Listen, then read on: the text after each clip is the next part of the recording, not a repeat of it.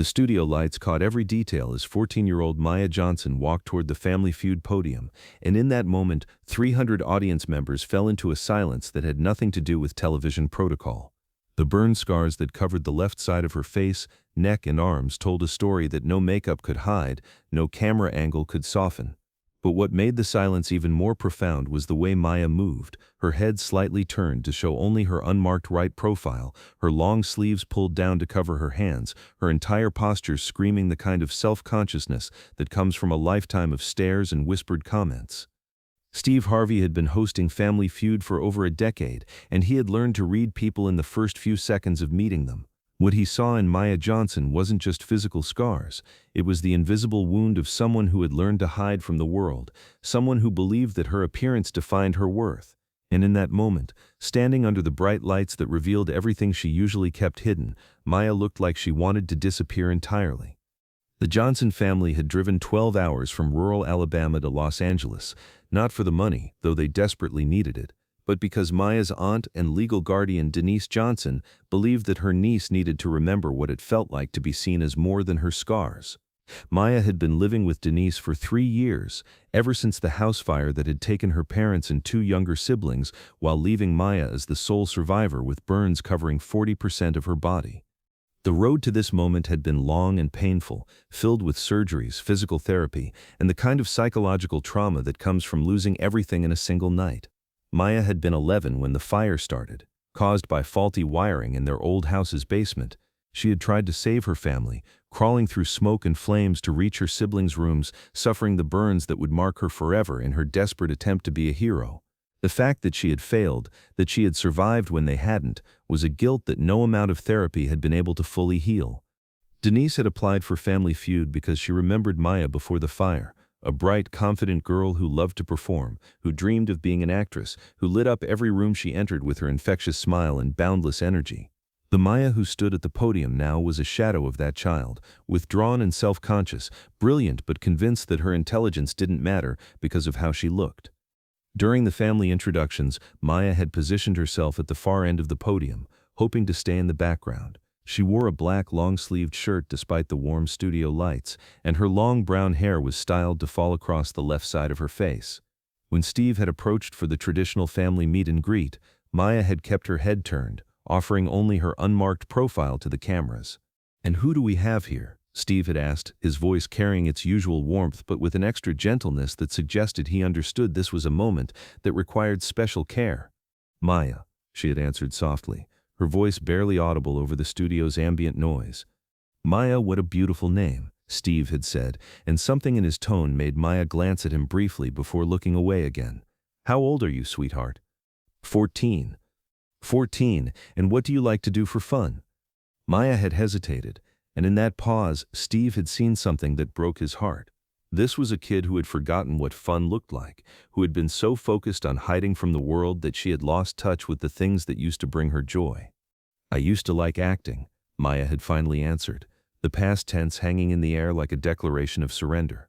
"Used to?" Steve had asked, and there was something in his voice that made Maya look at him directly for the first time, not just a glance but real eye contact that lasted several seconds. What happened to that dream? Maya had touched her face unconsciously, a gesture so small but so telling that Steve had to work to keep his expression neutral. "People don't want to look at someone like me," she had said simply, with the matter-of-fact acceptance of someone who had been told this truth so many times that she believed it completely. The game had progressed for 3 rounds, with Maya staying carefully in the background, cheering for her family's correct answers but never volunteering to approach the podium herself. Denise had scored well with answers about household items, her cousin James had provided solid responses about things people do on vacation, and the Johnson family was holding their own against the Martinez family from Texas. But during the 4th round, everything changed. Steve had called for the next family member to step up, and when no one else was available, all eyes had turned to Maya. She had looked panicked, glancing around as if searching for an escape route, but there was nowhere to go. The game required her participation. Maya had approached the podium slowly, her movements careful and deliberate, as if she were walking through a minefield. The studio lights seemed brighter at the center of the stage, more revealing, and Maya's instinct was to turn her head so that her hair would shield her scars from the cameras. But Steve had positioned himself directly in front of her, making it impossible to hide completely. "All right, Maya," Steve had said, his voice gentle but encouraging. "The category is things that make you feel confident. What do you think?" The irony of the question wasn't lost on anyone, least of all Maya. She stood there for a moment, clearly struggling not just with finding an answer, but with being seen, being exposed, being vulnerable, in front of hundreds of people and millions of viewers at home. "I don't know," Maya had whispered, her voice so quiet that the microphones barely picked it up. "Come on, sweetheart," Steve had encouraged. "What makes Maya Johnson feel confident? What makes you feel good about yourself?" Maya had looked up at him then, and Steve had seen something in her eyes that stopped him cold.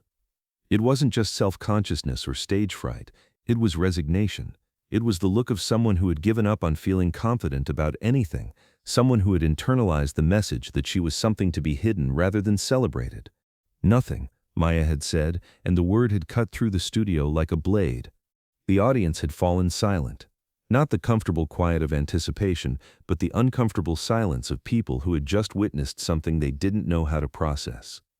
Steve Harvey had stood there for a moment, looking at this 14-year-old girl who believed that nothing about her was worth feeling confident about, and something inside him had shifted completely.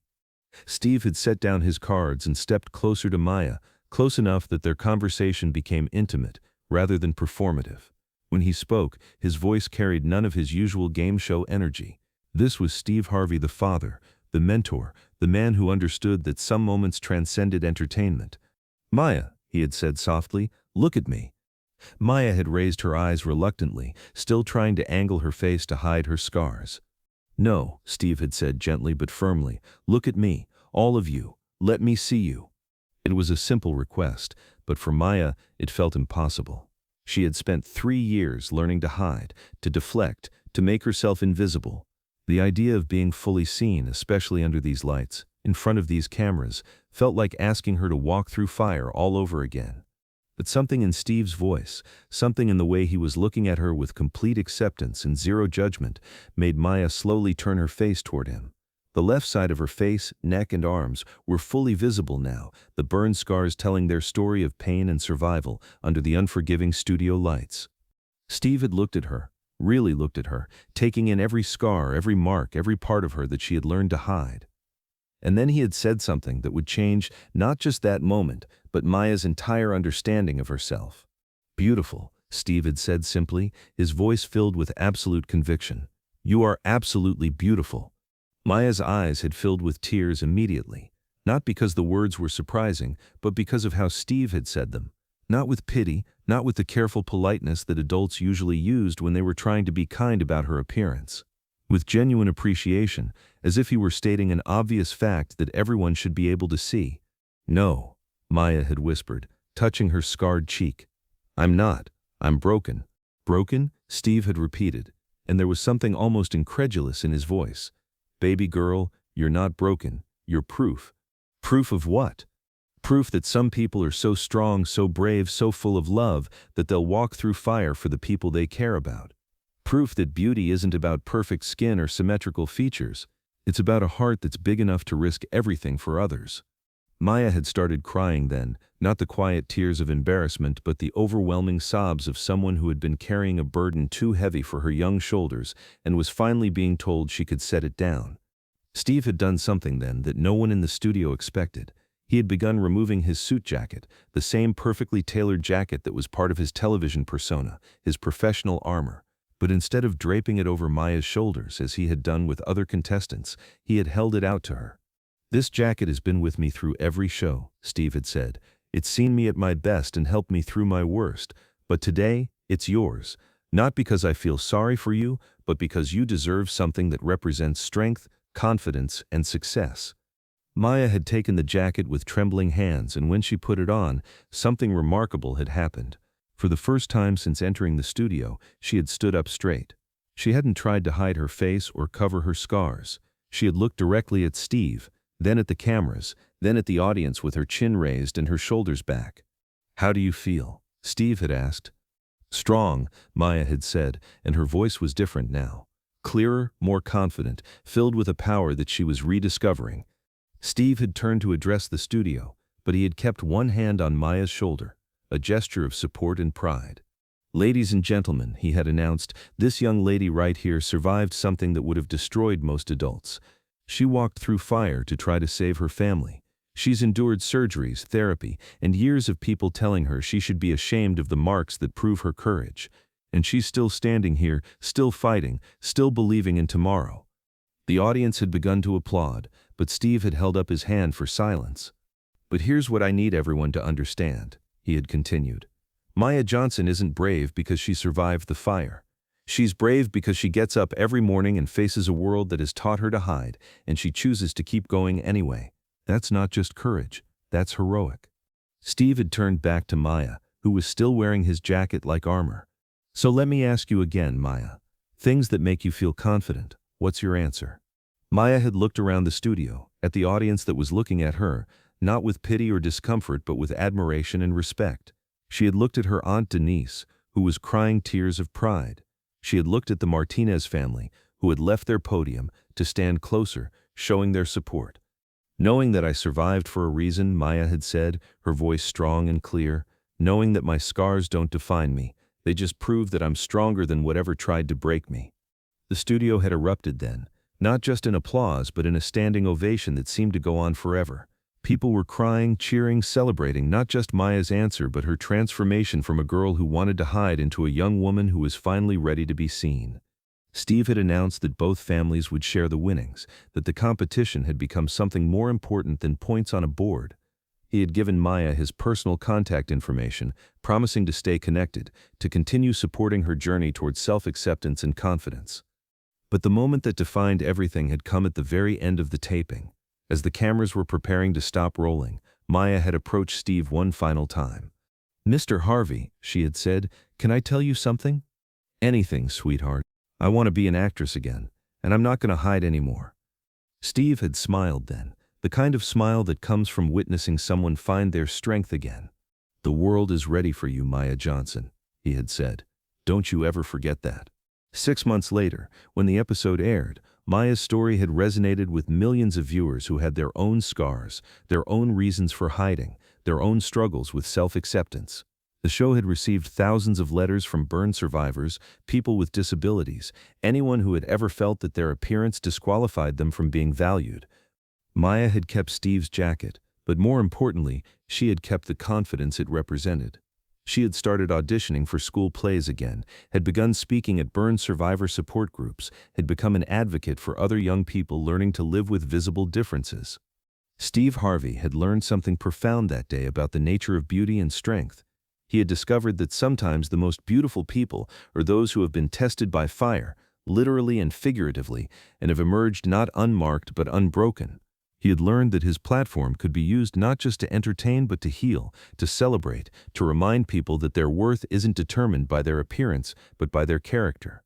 The jacket had become a symbol, not just for Maya but for everyone who had seen her transformation. It represented the moment when hiding became showing up, when shame became pride, when brokenness revealed itself to be wholeness in a different form. Maya's scars would always be part of her story, but after that day on Family Feud, they became part of a narrative about survival rather than tragedy, about strength rather than damage, about a young woman who learned that being different wasn't something to hide from, but something to celebrate. Because that's what courage looks like when it finds its voice. That's what beauty sounds like when it refuses to be silenced. And that's what happens when someone finally realizes that their scars aren't proof of their brokenness, but evidence of their unbreakable spirit.